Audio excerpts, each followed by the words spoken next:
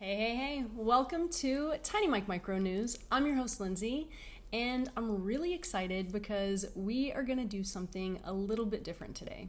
You're not going to just hear from me, so you're welcome. I've been working on something that I'm calling Pass the Tiny Mic. If you watch my show, then you know how important it is to me to learn about and to become aware of perspectives other than your own, to hear the stories and the experiences of folks you do not know. Now, as human beings in this American grind culture, we don't typically think about the things that don't apply to us or don't affect us. And that's the fucking problem, okay? So, in an effort to expand my own awareness and knowledge of things that don't always apply to me, I'm going straight to the source. I'm talking to people about their lives and hearing their message. And I couldn't be more excited to share these episodes with you. We are gonna learn so much, fam. But today, we're talking about gender identity. My guest today is my dear friend Haven. Their pronouns are they, them, and a couple of really cool facts about Haven. They are into sustainable fashion and conservation psychology. I'm so excited to have had this conversation and be able to share it with you now. You can check out the entire conversation over on the YouTubes, but let's just go ahead and do this thing. Even some of the existence of queerness is entirely reliant on the structure of the heteropatriarchy. So I don't know, some of our ideas around gender labels relies on there being like a heteronormative gender label. People are always putting us in like a box without realizing it. Yeah, well, because it's partially a survival mechanism, but a lot of the time we don't necessarily need it quite as much anymore. So more of the stuff that like you can take time to unlearn versus like fear of predators, I guess. Well, when did you realize or start to think about your gender or gender identity rather? Because I know I definitely thought about it as a child. I would say the same as you. It's actually funny because I have like notebooks and stuff from like high school through college and stuff where I like started considering my gender in specific terms, but I've always sort of known and like had the God, okay, I'm gonna describe it, but don't hate me. You know the like not like other girls trope? That was all I had to describe it. Like growing up, I was literally like, yeah, I'm not like other girls. I didn't have that terminology. So there was some benefit to that trope, and sure, it wasn't super beneficial to actual girls. But yeah, from a young age, I knew that there was something different. And that's all I could really like. I didn't say it to anyone or anything. I just like internally, I was like, I mean, I guess that's just the way it is for me. I knew from a really young age that boys and girls were not the same. I had a big brother because I knew myself as a girl and I knew him as a boy, right? Like that's all I knew. Like that's what I was taught. So I didn't really understand, but I knew that boys, men, they didn't have the same limitations that girls have. And I remember being like, what is that? Like, what? Yeah. Like, I asked my mom when I was, I don't know, I can't remember how old she said I was, like maybe 4 or 5. I was young. And I asked her if I cut my hair like Justin's, my brother's, if that would make me a boy. And she said, no, obviously. And she asked me why I wanted to be a boy. And I said, because boys don't have to do anything. Let's see, call out the patriarchy for you. Like, I know, like, I was just like, I remember like being so young and being like obsessed with like wanting to be a boy because like they didn't have the same what is your gender identity? I know you're non-binary, but explain that. Not just for me, but for anyone listening. So yeah, I am non-binary. I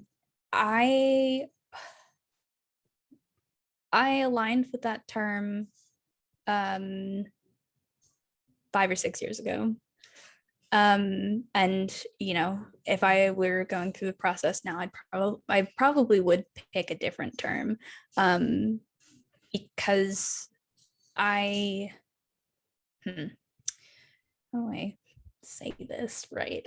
I don't like specifically align with a gender, but I know that I have gender, and I prefer a more femme presentation generally.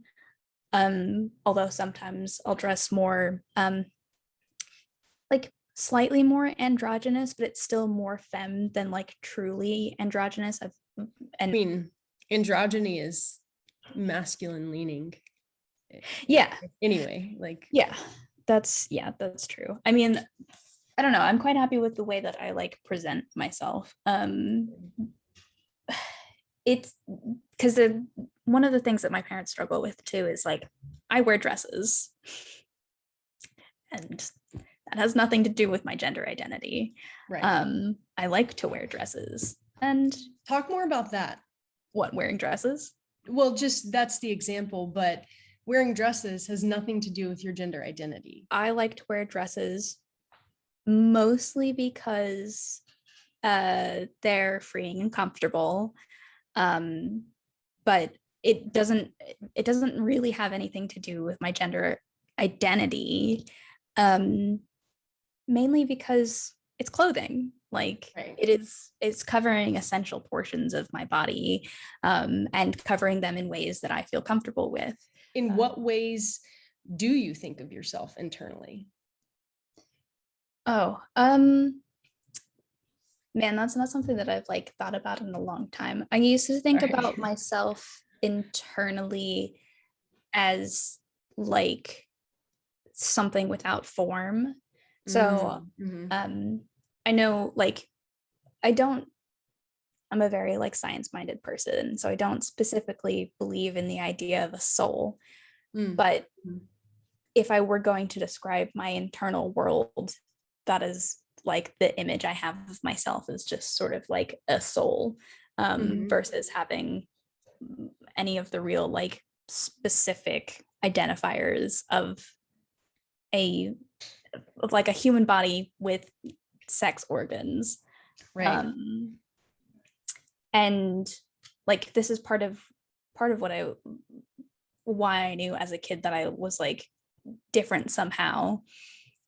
I like could never really think of myself as like a boy or a girl. Like there was a time where I was like, maybe I'm a boy. And then I was like, no, that doesn't even make any sense because I hate that. And I think we're also both quite lucky because like, I think while I'm sure that some people don't think of themselves as their physical forms, I feel like more people do consider their physical forms more often than we do because they have to. And we are in like, specifically for us here in America as well, like we're in a society where like for a lot of people, if you don't consider your physical form, it can be severely detrimental to you, for trans people, for just women in general. But even for men, for kids, like they have to consider their physical forms because of the dangers around them. Talk to me about how it feels when you are like, whenever I misgender you. It kind of depends on who it's coming from. Say all the time, it's like if someone is correcting you, it's coming from a place of love, and I want them to know that, and so I like tend to take the time out. If it's strangers, it doesn't really, if I haven't told them my pronouns, it's kind of like whatever. But if it's people that are like maliciously, yeah, like that sucks. And so like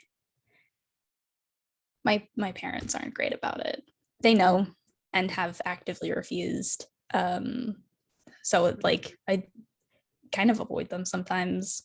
Yeah, Um, I'm sorry. it like it's sort of it is what it is, and they're from a different age group. They've both been raised very differently than I have, and to be completely honest, like the the way that they raised me has allowed me to be the person that I am. um so like there's a lot of gratitude there for that. Hmm. um but we have struggled over my gender identity and sexuality. I feel that when things like pronouns are ignored or blatantly uh, not used in the way that the person would wish for them to be, is is a feeling of disregard of you don't matter as much. What's true for you doesn't matter as much as what's true for me. Does that make sense?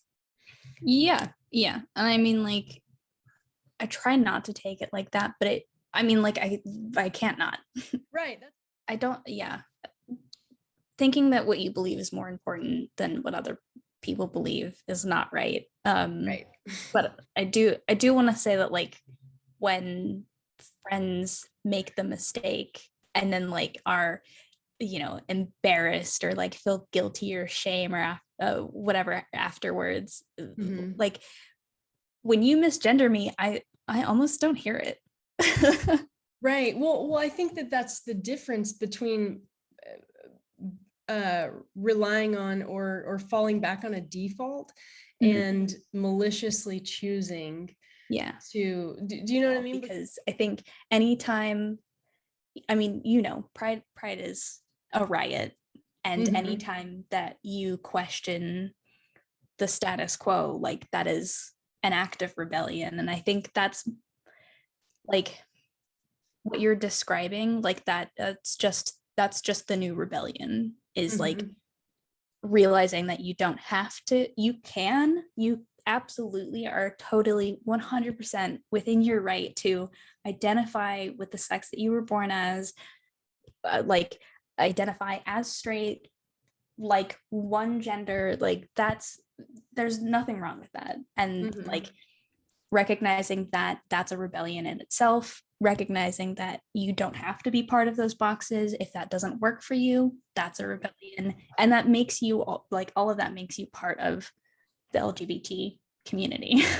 Yeah. As someone who has experienced discrimination, not for multiple reasons, I believe.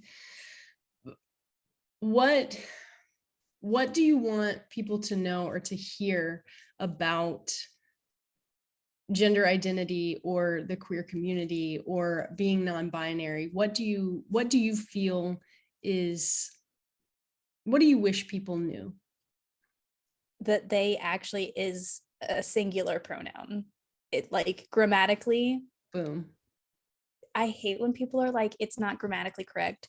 No, it's just not what you were taught grammatically. Right. They, them has a history of being grammatically singular. How dare you?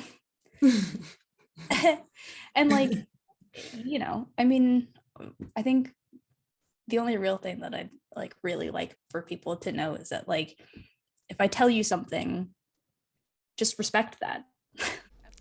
I hope passing the tiny mic has made you more curious about yourself and the world around you. Because remember, there is no voice too small to be heard. So keep your ears open, keep your heart open, and we'll see you next time on Tiny Mike Micro News.